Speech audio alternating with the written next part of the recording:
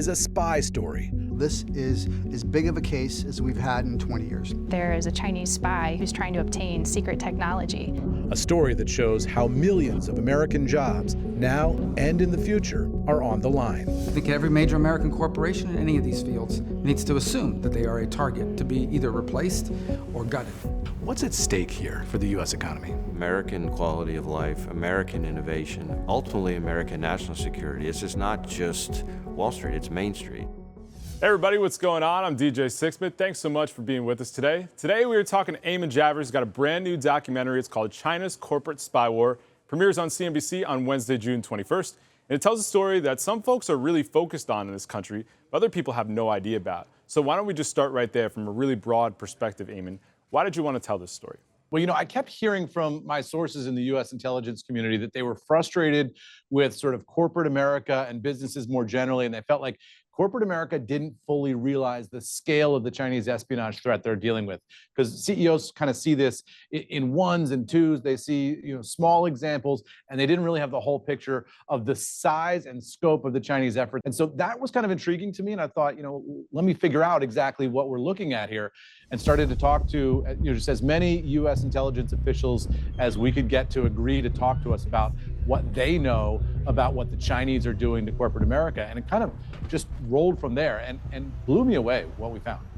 So you found this story about this GE engineer who gets completely duped by a Chinese spy, and it actually happens through LinkedIn of all places. And so he goes over to China, and all of a sudden things turn out a little bit differently than this engineer thought it was going to turn out. What was your reaction when you first heard about it? Everybody uses LinkedIn in the business world, right? All day long. It's the most benign sort of business networking website you can think of. You post your resume there, you network for your next job there, you keep in touch with people.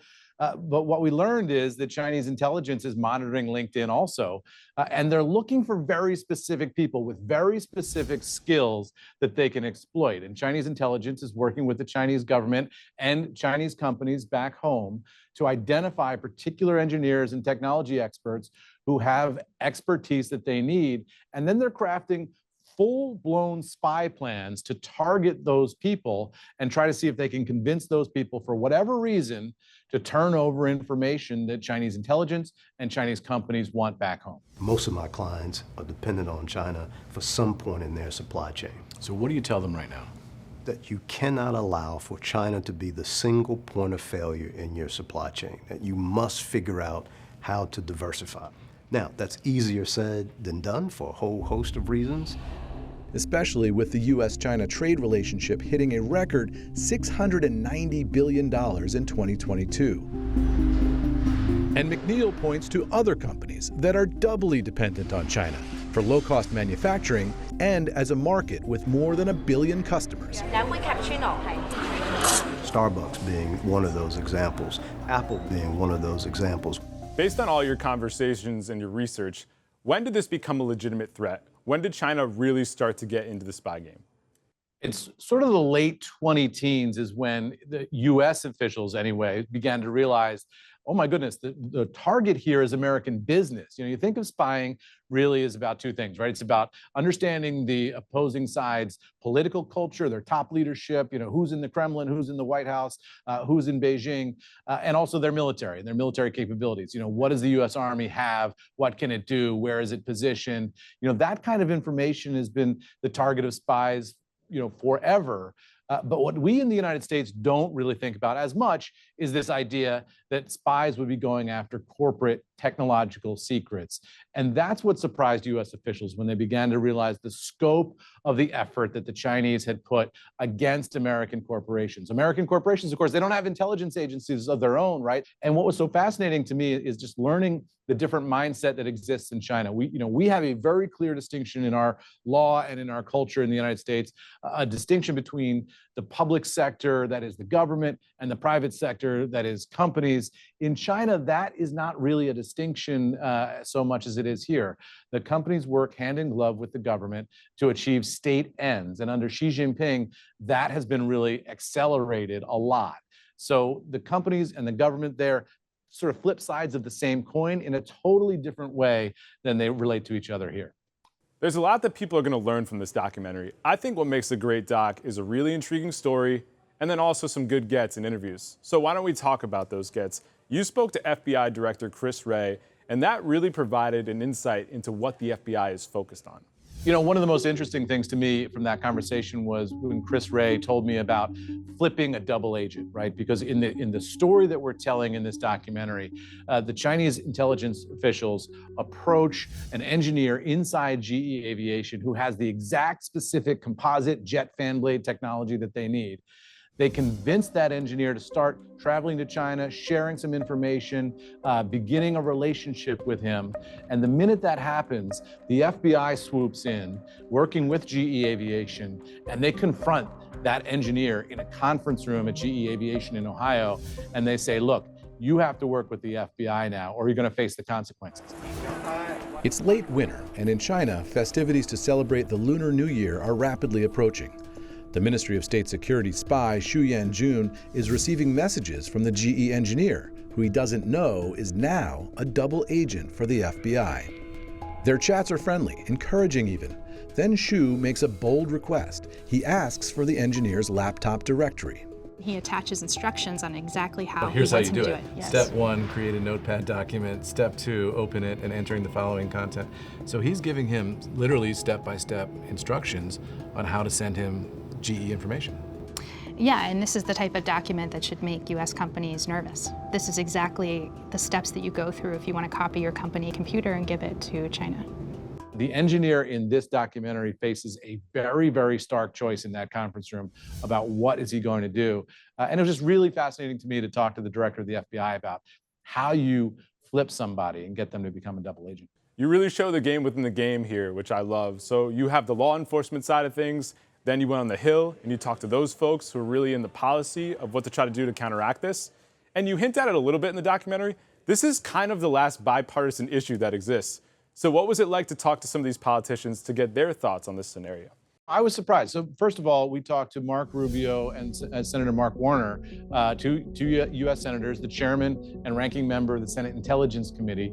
Rubio told me he believes that American companies are committing what he called corporate suicide in their dealings with the Chinese. And he feels that CEOs are too short-sighted. They're operating on sort of figuring out what next month's quarterly number is going to be and trying to hit that number and not really thinking about the long-term consequences. And their incentives are entirely wrong in terms of addressing this problem. Today, the world we live in, the world we've all benefited from, was a world framed by an American-led order. Now, if they are dominant in these fields in the 21st century, the entire world will be responding to Chinese standards, which is leverage in and of itself over geopolitics, over decisions that policymakers can make, over society. The old notion of 20 years ago what national security was, of who's got the most planes, tanks, ships, and guns, is no longer the case. Who has the most advanced wireless communications? Who controls overhead satellites? Who is going to make the most advances in synthetic biology or controls next generation energy? That is all within the gambit now of national security. Warner told me something interesting, which you'll see in the doc, which is that since COVID, he says he's getting a much more receptive ear when he goes to boardrooms to talk to CEOs about Chinese spying. He feels that CEOs are starting to fully understand what's happening here. But the question that I put to Ray is, I think, the central question in the documentary, right? Which is, are the Chinese stealing technology and information from American companies in order to catch up to those American companies? Or are they stealing that information in order to put themselves in a position to eliminate those companies? And Eamon, to go off that point, airline companies are at risk too, because that could hugely benefit China. So could you give the people a little bit of insight on what China's trying to do with specific airline companies here in America? Yeah, I mean, the fascinating thing about this is, as sort of I peeled the layers of the onion in my own understanding of what happened in this GE Aviation case, one of the experts that we talked to said, hey, look, the target of this in the short term was GE Aviation. The Chinese intelligence agent from the Ministry of State Security was trying to steal a key piece of composite fan blade technology from GE Aviation. But that was a short-term goal. The ultimate target there is Boeing, which is a much bigger target in terms of the scale of impact that it has on the US economy. And the reason is because Xi Jinping himself has set a national goal for the Chinese to have a commercial aviation company of their own that can compete with and some would say potentially eliminate Boeing and Airbus from the global economy in terms of jet aviation. That company is called Comac. It's small now. It has not had enormous success. There are skeptics who think it might never catch up to Boeing. But clearly what the Chinese effort is here is to steal Western technology, American technology, to the benefit of their state champion company in the commercial aviation space, which is Comac. And that, I think, presents a potentially existential risk to Boeing in terms of how are they going to compete with a country that's willing to steal this technology, subsidize its carrier, and deploy against Boeing. One of the other really cool parts of this documentary is that you kind of give the history of spy warfare, and that allows us to meet this guy, Jim Olson, who was an undercover spy in the CIA. We get to hear his story and what his family went through. Why was it so important to tell the story of an American spy amidst a larger story here? James Olson was an undercover CIA officer who served for over 30 years in the CIA. He served in Western capitals. He served in the CIA in Moscow, which is, during the Cold War, was the CIA's most difficult station to operate in. And it was just fascinating for me to sit down with him. We interviewed him in a couple of different locations in Texas, at Texas A&M University, where he is a professor now. And he told me his version anyway, or what he can say, of his life story, including dropping into manholes at night in Moscow in order to tap phone lines in Moscow for the CIA against the KGB, in terms of getting a threatening letter from Iranian terrorists while he was in Austria, in the capital there, and working as a station chief for the CIA. And I thought it was just such a fascinating conversation because it showed that the things that the CIA has been doing for generations in terms of spying, going out recruiting sources who are willing to provide information, who are willing to betray their country, lying to people, developing illicit access to their technology and to their communications. Those are all the same things that the Chinese intelligence agencies are doing now, except they're targeting American companies, not necessarily, the Kremlin or the government. They're arraying those sorts of, Jim Olson CIA-style techniques, and they're arraying them and pointing them at American boardrooms. Eamon, lastly, you and I both know there are a lot of CEOs that watch CNBC. They run some really powerful companies here in America. When they watch this documentary, what do you think their biggest takeaway should be? Well, I think if you talk to Director Wray about this, or the Senate Intelligence Committee about this, what they would say is they want CEOs to be less naive, first of all, to be a lot more skeptical about all of their dealings with Chinese partners and suppliers and the like. And they also want them to be a lot more aggressive in terms of long-term thinking, right? The criticism we hear from the government side of the CEOs and the executives is that they're just far too short-term. They're not thinking about this in a 1 year, 5 year, 10-year time horizon. They're thinking about it in one quarter, 2 quarter, 3 quarter time horizon. And that's just not good enough from the government's perspective. Now, you talk to CEOs, they complain about the government also not sharing enough information, not working well with them. They're worried that if they share information that somehow makes the company look bad, that will end up in the public record. But I think that what the government would want from the CEOs is absolutely to be less naive about their dealings with Chinese companies. There you have it. Thank you very much, Eamon Javers. The documentary is China's Corporate Spy War. It premieres Wednesday, June 21st, 10 p.m. Eastern on CNBC.